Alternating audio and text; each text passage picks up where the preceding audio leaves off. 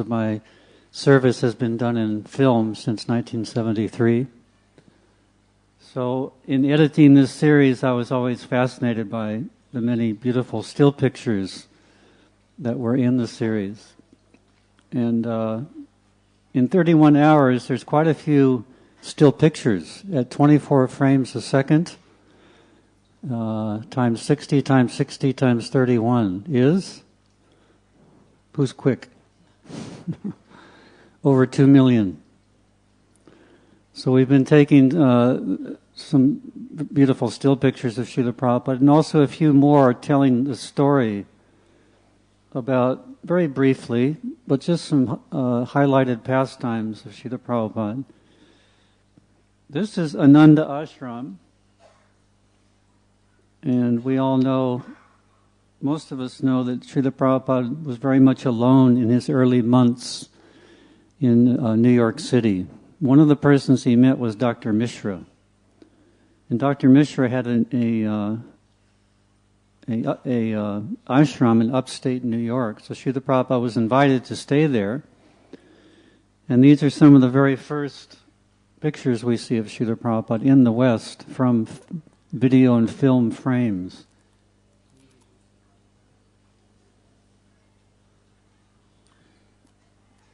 In fact, in the Lilamrita, we find that the first still pictures of Srila Prabhupada in the West were taken from films, especially at Tompkins Square Park. This is Dr. Mishra. When Dr. Mishra heard Srila Prabhupada speak, it was somewhat contradictory to his impersonalist philosophy, very much so. So he didn't want Prabhupada to speak, but he allowed him to do kirtan. And this is some of they were doing hatha yoga at this ashram and also hearing impersonalist philosophy. So Srila Prabhupada's only preaching was through kirtan. This is Joan Suval. She speaks about Srila Prabhupada helping him in the early days. Dr. Mishra asked her to help him, anything he needed. So she did a lot for Srila Prabhupada, took him shopping, and she came to love Srila Prabhupada very much, just like Sally Agarwal, American housewife. Actually, anyone that Srila Prabhupada came in contact with, he endeared himself to them. So Joan Suval, she remembers, she's the present-day head of an Ananda ashram. She gave a very wonderful interview. And she remembers when Srila Prabhupada would be asked by Dr. Mishra to lead kirtan, Dr. Mishra would say, "Only a few minutes, Swamiji. It is late, they are tired." And Prabhupada would say, yes, only a few minutes. And once he started, it would rarely go on less than an hour. So, now this is the first temple at 22nd Avenue. Prabhupada went through immense difficulty in the winter of 1965-1966, before a temple was established. We can just imagine him alone, pretty much alone, with in the Bowery, with all sorts of, strange people around. And this is an interview from this film. These were taken from the film. The film was made by Richard Whitty. Richard Whitty was a filmmaker, he and his wife, and they worked for a production company, and the head of the production company asked them to go out and make their own film. So their first film was this film called Matchless Gifts.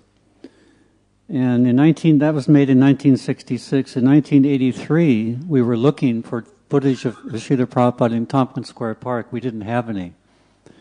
And we thought, for this Your Ever Well Wisher biography film, we must have some pictures, some film of Srila Prabhupada in the very beginning, Tompkins Square Park. So 1983, we were just about to release the film. We had no footage. Then all of a sudden, Richard Whitty, who had been taking prasadam at Govinda's in New York, he decided to donate the film. Nobody knew it existed. So just see how Krishna works within everyone's heart to inspire. In this interview, Srila Prabhupada gives all credit for starting the movement to the boys.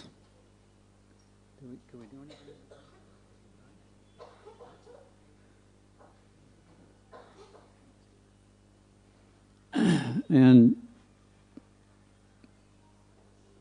one second here so we can get a better view. No, go the other way, I'm sorry. Now stop there and go to brightness. Go to brightness and increase that. Okay. Prabhupada gives all credit to the boys, and here are the boys in the ashram having kirtan. This is Srila Prabhupada's greatness, also another example that he accepted everyone who came. It didn't matter who they were. Of course, they were all spirit soul, and Srila Prabhupada saw that. And any spark of Krishna consciousness they had, he would fan that spark. And this is some wonderful still pictures of Srila Prabhupada in chanting in Tompkins Square Park, the very beginning. To me, this picture shows Prabhupada's compassion, his determination, and his enthusiasm. We can just imagine if Srila Prabhupada didn't leave Vrindavan and come to New York City alone, where would we be today? It would be quite a different world.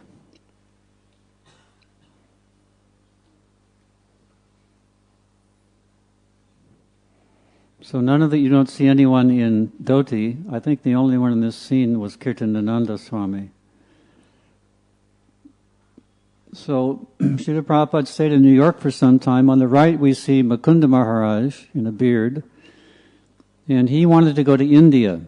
So he told Srila Prabhupada that. And he said, I want to stop in San Francisco first and on to India. So Srila Prabhupada said, well, why don't you, while you're there in San Francisco, try to start a temple. So he got to San Francisco and did just that. He got a storefront similar to New York, and arranged for a mantra rock concert with all the famous bands at that time. In the middle we see Shamsundar Prabhu, and this was his first meeting with Srila Prabhupada. It was actually also Srila Prabhupada's first airplane flight from New York to San Francisco. So Shamsundar Prabhu was thinking, if the Beat generation, headed by Allen Ginsberg, who's on the left, likes Srila Prabhupada, then he's for me. So Srila Prabhupada would go to Hippie Hill, and there would be kirtan every day. This was a famous place where the hippies congregated in Golden Gate Park, San Francisco. This is one of the earlier followers, and this is Jayananda Prabhu, who became known as Mr. Rathayatra. He also became known for his wonderful, humble nature, and also making many, many devotees. So Srila Prabhupada endeared himself to the hippies because he, number one, stayed with them in the Haight-Ashbury in their area, and also he was with them in kirtan, and he didn't go off and stay in some big hotel like other swamis, but he was among the people. You can see Srila Prabhupada's obvious pleasure being in Golden Gate Park with the hippies chanting Hare Krishna.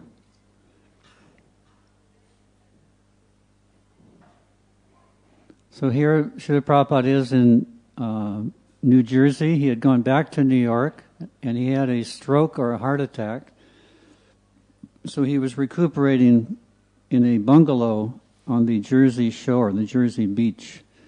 While he was there, he received an audio recording from the San Francisco devotees. It was a kirtan. When the New York devotees heard the kirtan, they were shocked. Because number one, it was a new tune. We didn't make up tunes in those days. So it was a new tune and it was a wild-sounding kirtan. All kinds of strange instruments and people saying, far-out things, and I'm not sure what it was. But Prabhupada was very happy to hear it because he was really thrilled that the devotees were still chanting Hare Krishna after he had left. So Prabhupada encouraged both sides. He encouraged the conservatives, the New York devotees, and he also encouraged the liberals. Whoever was taken to the process, he would encourage.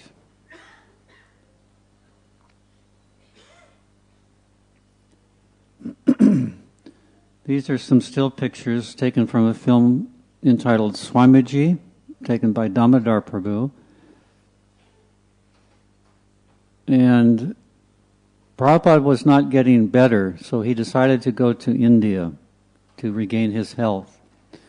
And he told the devotees also that he may not come back, which was completely devastating to the devotees. So they asked Damodar Prabhu to make a film of Srila Prabhupada, and after Srila Prabhupada left, they would be able to see that film, which they did every day, and chant their japa as they watched Srila Prabhupada's activities in his room.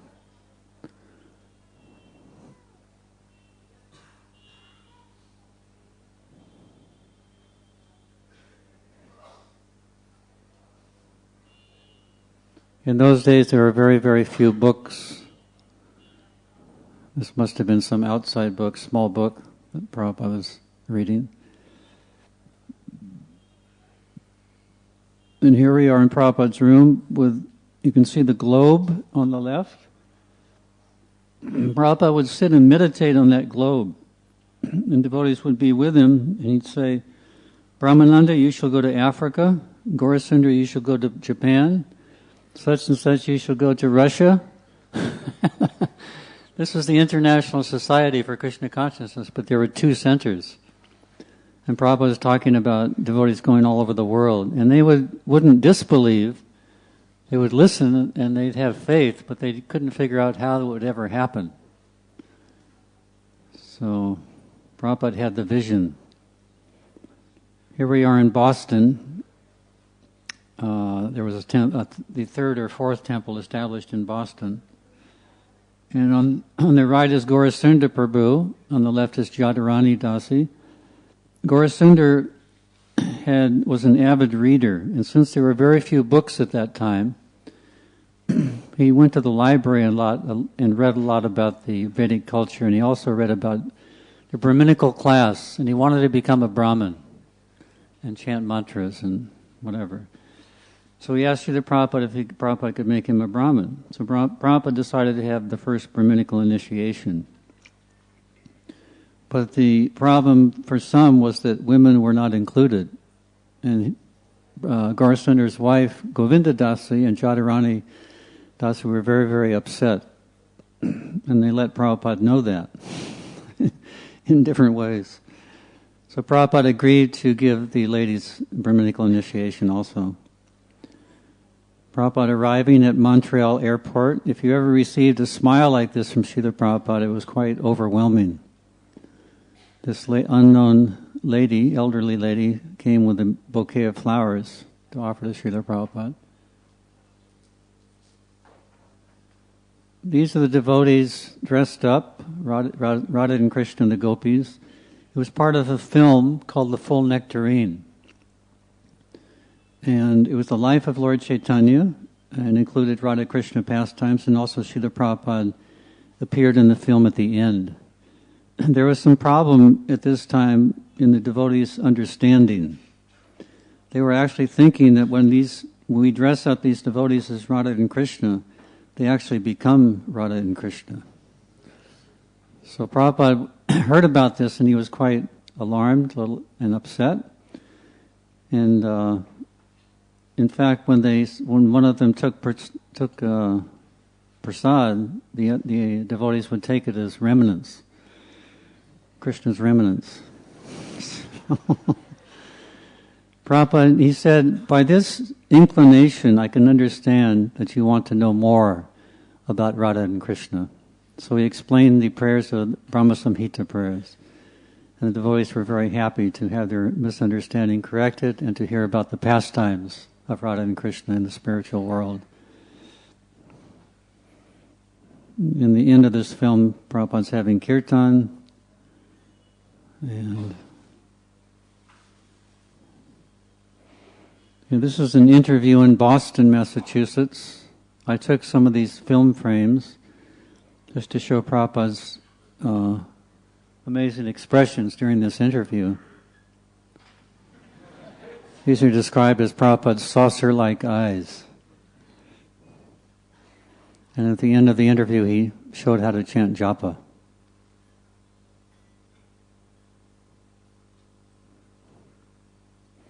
This is Prabhupada's arrival in San Francisco airport, 1970. for the first very large Rath Yatra, the first 3-cart Rath Yatra in ISKCON.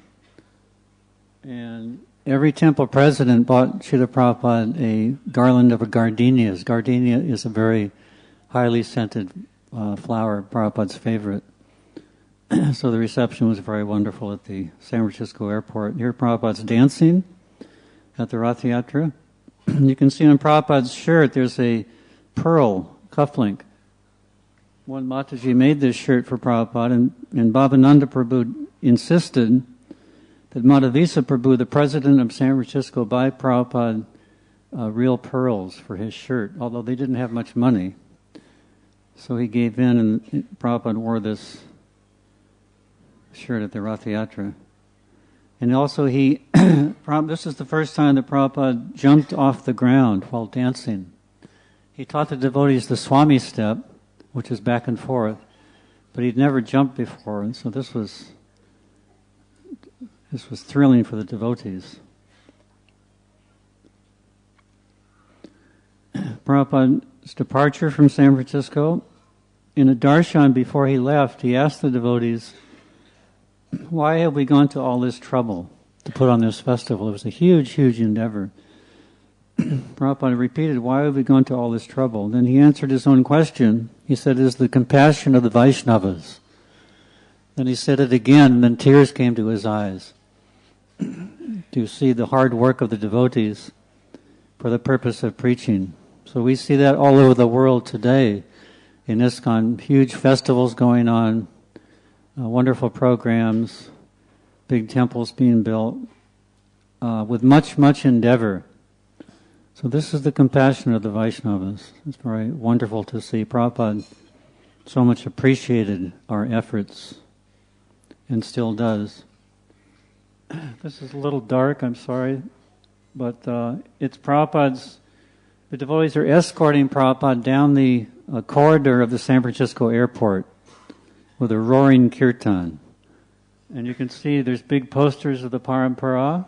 You'll never see this in a U.S. airport again. And incredible receptions during that time at the airports.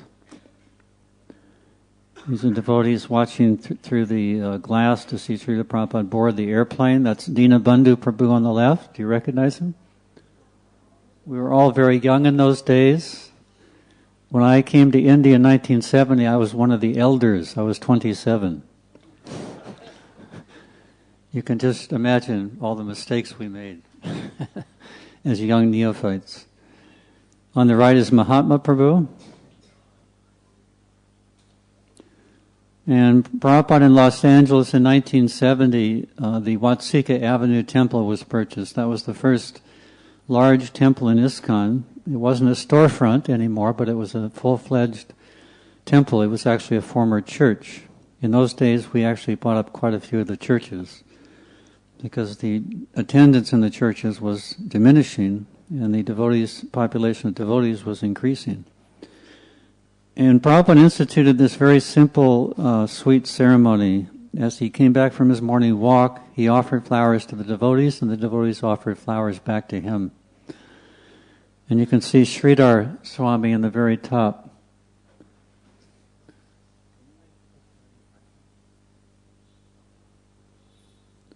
Let's just try to get the picture brighter here.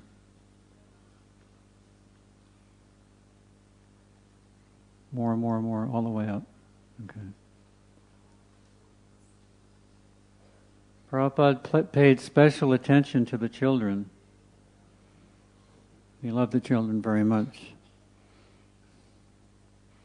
He actually said, one time there was a question asked of Srila Prabhupada in the Gurukul, can we use the stick to punish the children?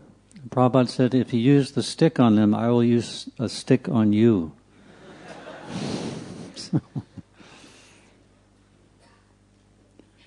When Prabhupada was in Los Angeles, one day he took Charnamrita and he turned and looked at the devotees and he said, it is salt. Someone had put salt instead of sugar in the Charnamrita. Then another time he sat on his Vyasasana and was presented a book by ISKCON Press. When he opened the book fell apart in his hands. Another time, he took darshan on the altar, and the picture of his spiritual master was upside down. So there was some bad, some ill omens. And Prabhupada understood that the devotees, there was some misunderstanding in the minds of devotees. And this time they were underestimating the position of the spiritual master. And in our DVD series, one of those devotees who was responsible for part of that very frankly discusses that. And he said it was because of the jealousy of the spiritual master. So this may seem surprising, but actually this is the very reason we're here in the first place, because of wanting to take Krishna's position as the enjoyer. So these tendencies come out in conditioned souls. And again, we were very, very young in those days. The oldest devotees were maybe at the most 4 years in devotional service. So Prabhupada heard about this, and he actually gave 4 of them, of these persons who were preaching or had this mentality, he gave them sannyas. And this may seem surprising also, but it was a reformatory measure. And also Prabhupada needed sannyasis in those days, and these persons were leaders. So as a reformatory measure, he gave them sannyas. And then Srila Prabhupada left Los Angeles for Japan. This garland went down to his feet. And even though there was some misunderstanding amongst some of the leaders, Prabhupada was always very blissful. He didn't let these things bother him. He would deal with them, but he was always in blissful Krishna consciousness. Here we are in New Vrindavan, 1970. This was about a month after Srila Prabhupada left. It's Lakshmi Muni Mataji in the front with a baby. And this was Janmashtami. So those sannyasis had come to New Vrindavan, and this time there was another problem. You may wonder why I'm bringing up all these problems in the early days in ISKCON. Actually, we've been given a very precious knowledge through Guru Parampara, and we have to be very careful not to change anything and to pass it down intact, because the tendency again for conditioned souls is to go off and create their own ideas. Just like there's some movements today in India. The founder established the movement some 100 years ago or so, and now today the followers are saying that he is Bhagavan. Right? This is going on. So, what happened here in New Vrindavan? Well, just further on this precious knowledge that we've been given. In Bhagavad Gita, Krishna tells Arjuna that he's speaking Bhagavad Gita to reestablish the disciplic succession, Guru Parampara. So if the disciplic succession can be broken 5,000 years ago, what to speak of today? So it's quite astonishing actually that we hear that. It was broken and Krishna reestablishing it. So we have to be very careful. So there was another misconception. This time the sannyasis went overboard. They were preaching the opposite, that instead of underestimating the position of the spiritual master, they were overestimating. And they were preaching that Prabhupada is actually Bhagavan. And when you recite Sri Bhagavan Uvacha from Gita, you should say Srila Prabhupada Uvacha. So this caused a huge upset at the festival. Many devotees left, they were bewildered. Hayagriva Prabhu finally told Srila Prabhupada, he contacted him, and what was going on. And Srila Prabhupada expelled those sannyasis from ISKCON. This was a big blow to them. And they were sent away. They were sent to the Detroit temple, taken away from the festival, and then the next day put out on the street, and they just had to walk. And they had nothing. They had a few belongings, and they had 25 cents, which is $0.25. And they didn't know what to do. So they walked that night and slept under some pine trees because there were some pine needles on the ground which made kind of a soft bed. In the morning they got up and they were outside the Ford Motor Company in Detroit, Michigan. So they chanted their japa, they read Bhagavatam. This is what sannyasis do. Again, they were very distraught, being expelled from ISKCON. And then they were chanting, and then a little boy came up to them, and they said, "Here, my mommy told me to give you this." And he had milk and a loaf of bread. And he put it down and ran away. So they offered that up, and they took prasad. And then they hitchhiked to the University of Michigan. There they preached to the students. And they said, "If you invite us to your apartment, we'll cook a feast for you, and then we'll have a nice festival." Feasting and philosophy and kirtan. So they did that for quite a few months. And one of the persons they met, he was married. He was very attracted. He invited the sannyasis back. And he said, in his mind he was thinking, "I want to become like this sannyasi." And he was referring to Vishnujan Maharaj. So that person later became Indraduna Swami, who is doing a huge amount of preaching today. So by the preaching of the four sannyasis, they were purified and they were accepted back into ISKCON. And they did a lot of preaching after that. So the beginning of Srila Prabhupada's mission in India was in August of 1970. It was the Prabhupada's World Sankirtan Party. And everyone, about 20 or 30 devotees met from America. They came to Bombay. And the impact on the Indian people was extraordinary. Seeing Westerners dressed as Vaishnavas coming back to India. If we just consider the history of India, the overt attempt at the destruction of the Vedic culture by the Muslims, and then the British in more subtle ways tried again. And to see after all that, of course there was independence, but to see Westerners dressed as Vaishnavas coming back to India caused a huge, an amazing reaction. Most people were very, very proud to see the devotees, and some were skeptical, even some were thinking the devotees were CIA agents. That was brought up in Parliament. That means Central Intelligence Agency, the intelligence department in America. And here's Prabhupada at one program. He was asked to speak at Chowpatty Beach at a Pandal program. And he was asked by the organizers, "Swamiji, you can speak, but we don't want your disciples to sit on the same stage." So Prabhupada's answer was, "I won't speak unless my disciples are with me." Prabhupada was very proud of us. And he said that my disciples are every bit as good as these yogis and swamis who are participating in this conference.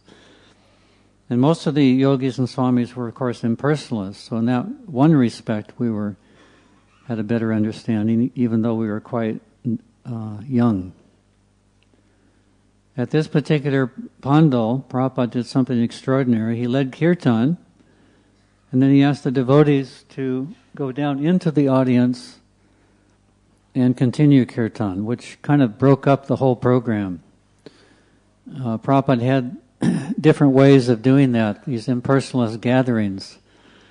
Sometimes he would be very outspoken in his address, and sometimes there would be kirtans that would go on, like this one did. This is Dinanath Prabhu in the center, great kirtaniya in the early days. Tamal Krishna Goswami on the left, Bhanu Swami on the right. And then Srila Prabhupada came down into the audience and joined us and started dancing.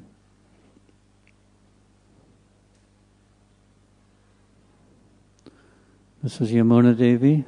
Prabhupada would ask her to lead kirtan many, many times in those early days.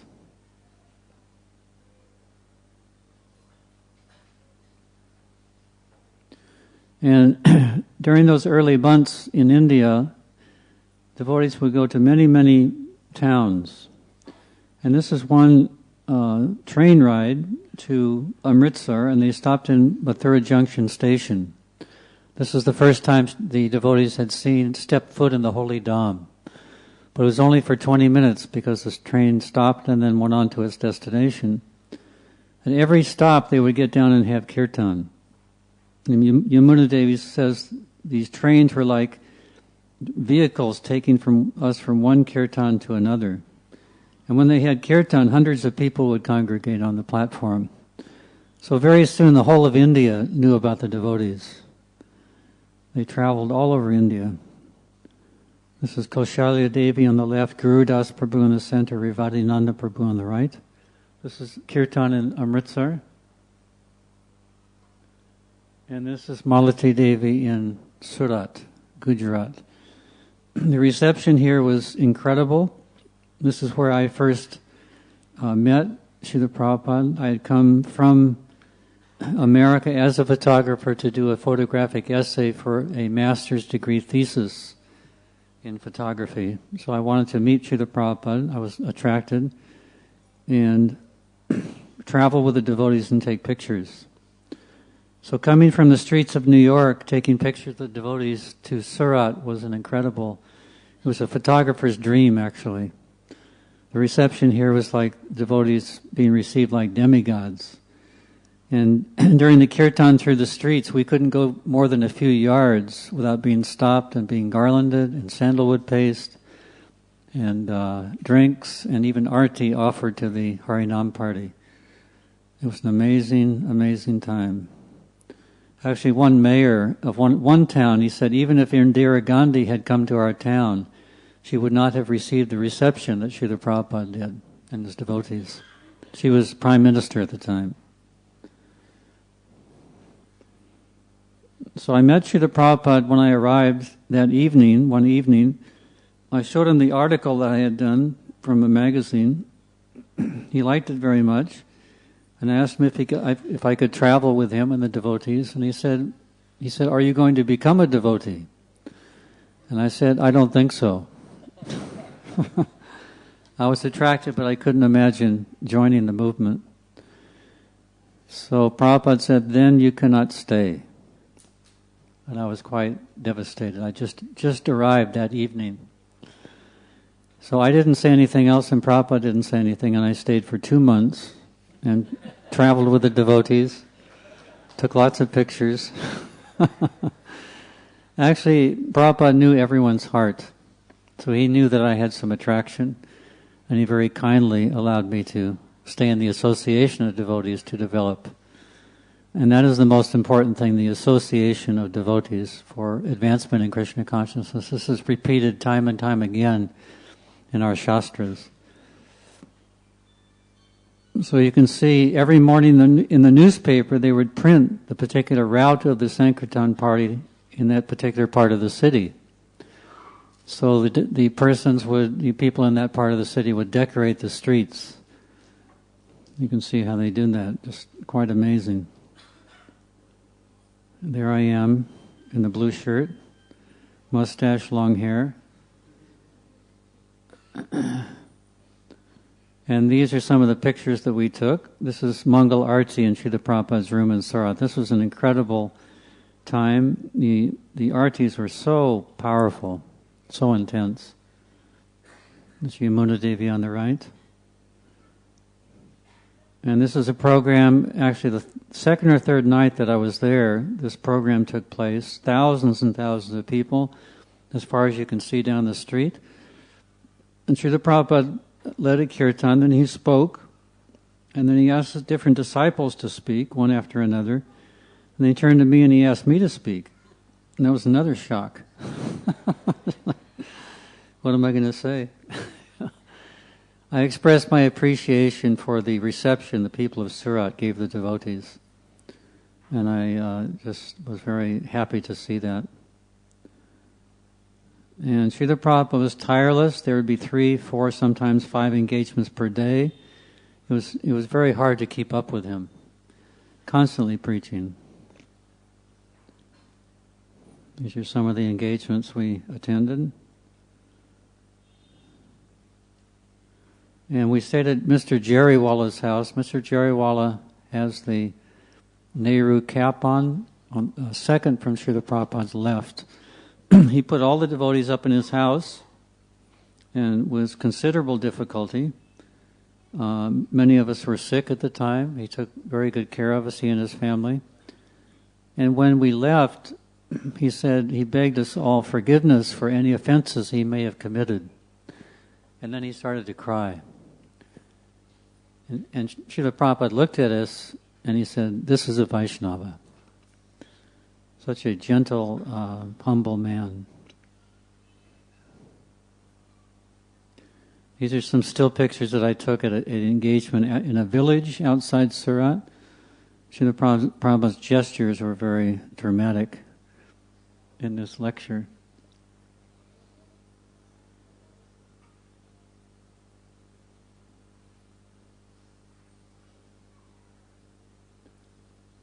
Again, the Harinam party. Everywhere the Harinam party went, the streets were completely packed.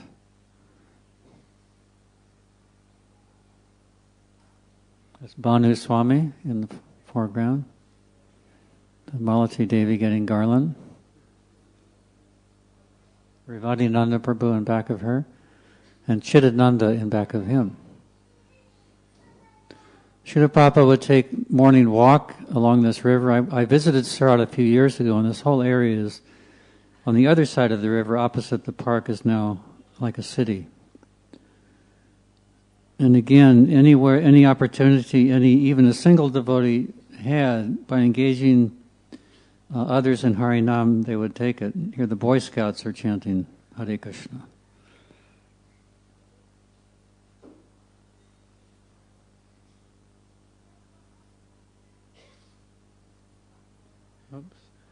Here Srila Prabhupada's on his balcony. When the Harinam party would return from the streets of Surat, Prabhupada would come out and give us all darshan. Of course, the people were very happy to see Srila Prabhupada because they really wanted to see and know the person who brought India's spiritual culture to the West.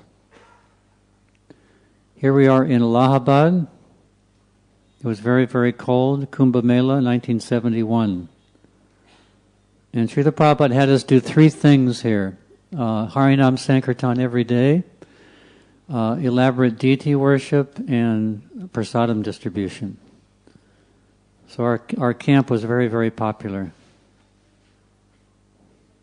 That's Madhavisa Prabhu with a drum, Tamal Krishna Goswami next to him. He was Grihastha then, his wife in back of him, Madhuri Devi, Aravinda Prabhu in the blanket, Tusta Krishna Prabhu in the white behind Srila Prabhupada, Chitananda Swami with a turban, Giridhar Swami with a hat and the blanket, Yamuna Devi in back of Hansaduta Prabhu. These were the stalwart early devotees. So here Srila Prabhupada's shaving. It was, again, very, very cold. Srila Prabhupada lived with us in a tent. Now this was Allahabad. Prabhupada could have stayed in a hotel, and he had many friends here because, of course, we know that he served, he was a Grihastha here in Allahabad for many, many years, and served his spiritual master at the local Sri Rupa Gaudiya Math. So Prabhupada, but still he chose to stay with his disciples. This is one of my favorite still pictures of Srila Prabhupada. To me it's like Prabhupada leading Lord Chaitanya's Harinam Sankirtan army, the general. But actually it's Prabhupada in a rickshaw. Still, it's a beautiful picture. You can lead an army in a rickshaw also. So we were going, Prabhupada took us to on a tour of Allahabad, some of the places that he used to visit, and also we went to the Sri Rupa Gaudiya Math. So all the devotees followed in rickshaws. Hansaduta Prabhu gives a very nice analogy. He said, we were just like little ducklings following the mother duckling. Wherever Prabhupada would go, we would follow him all over India and do whatever he wanted. So this is where Srila Prabhupada served for many years. He was always thinking, how can I do more service for my spiritual master? And we know that he donated the Radha Krishna Murtis here at the local Gaudiya Math.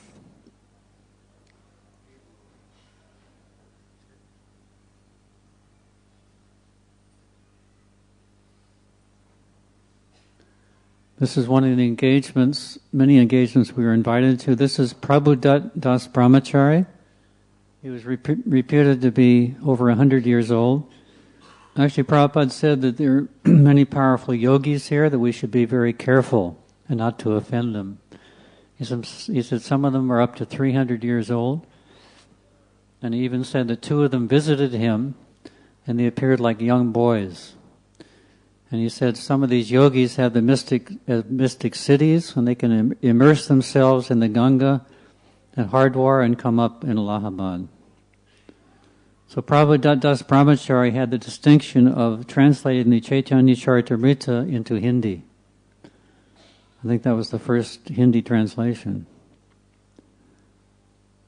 Here's Yamuna Devi again.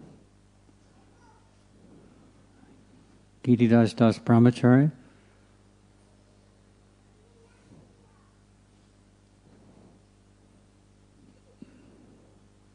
Prabhupada said, I think it was reported to be 7 million pilgrims that year. It was the 6-year Kumbh Mela, 1971.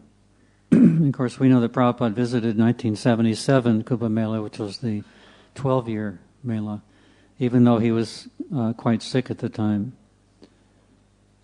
There's little Saraswati on her father's shoulders.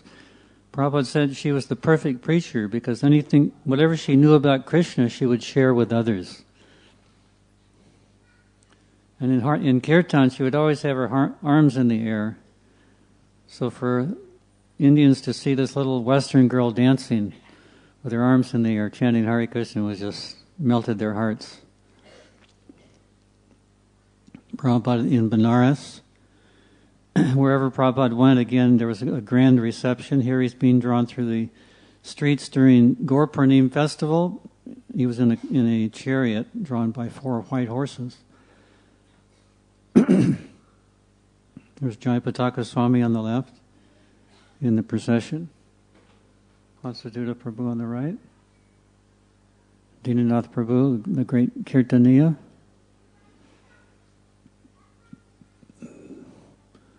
And here that same shirt is being worn by Srila Prabhupada with the pearl buttons. I mentioned one Mataji in Los Angeles made that shirt for him. It's not exactly a Swami shirt, but she was thinking, let me make kind of a cowboy shirt for Prabhupada. He's a cowboy, so he might like it.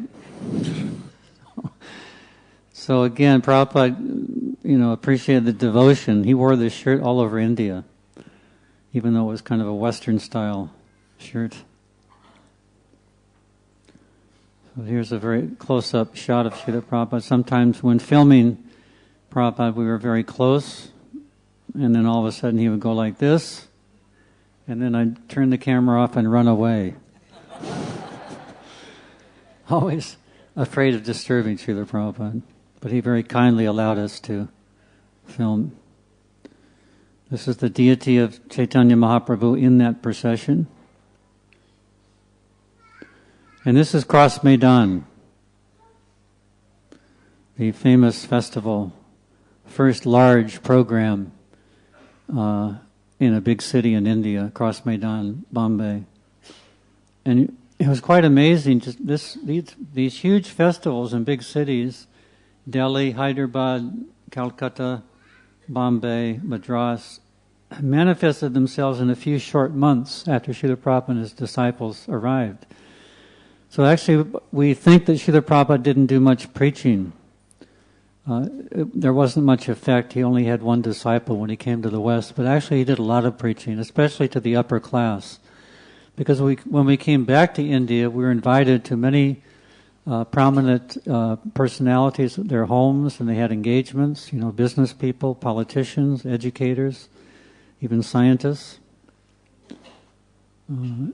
So this big Bombay Pandal, of course we know that this is where Srila Prabhupada invited one Western boy to come up on stage and sit next to him.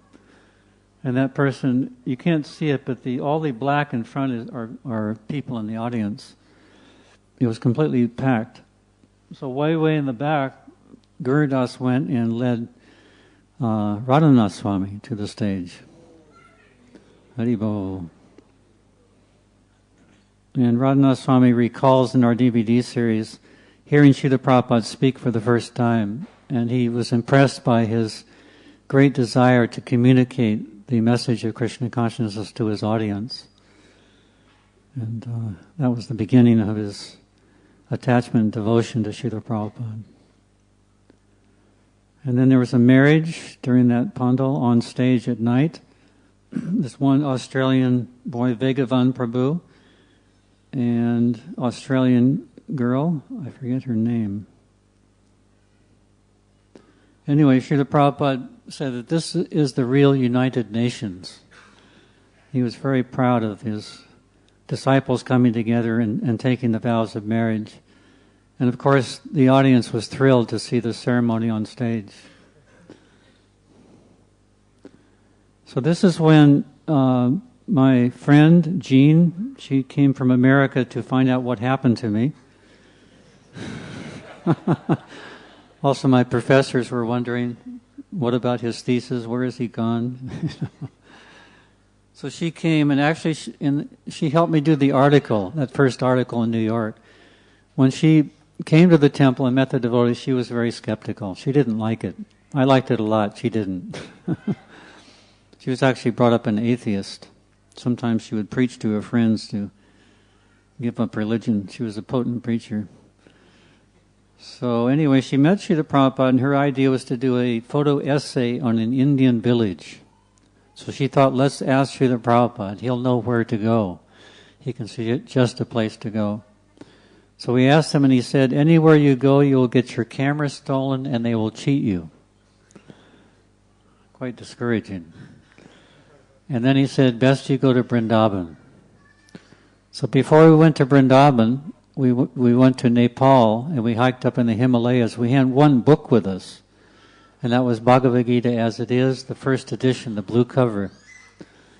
And Jean was reading Bhagavad Gita, and that was the first time she became a little attracted to the idea that we may be a soul and not the body. And of course, if we have actually understand that we're soul, then everything else can come from that.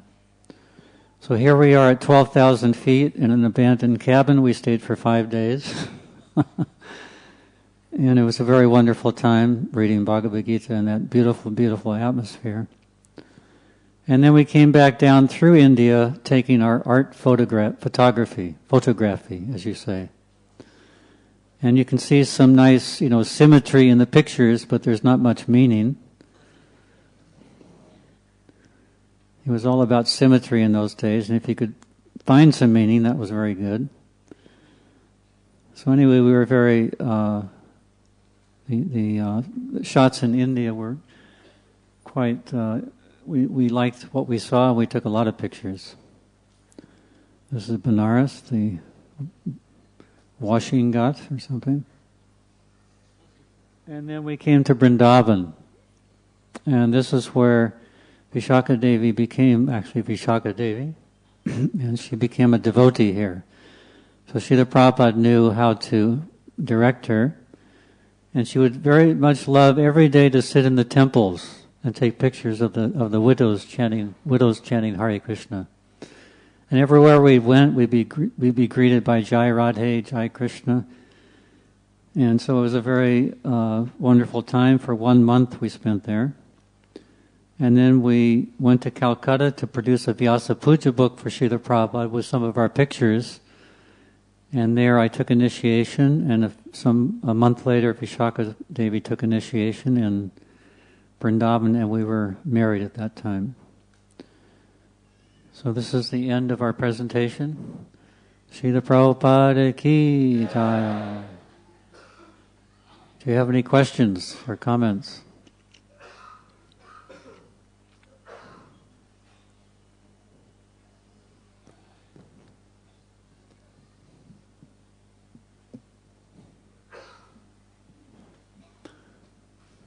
So shall we have kirtan? Sankirtan. Any questions? Haribol.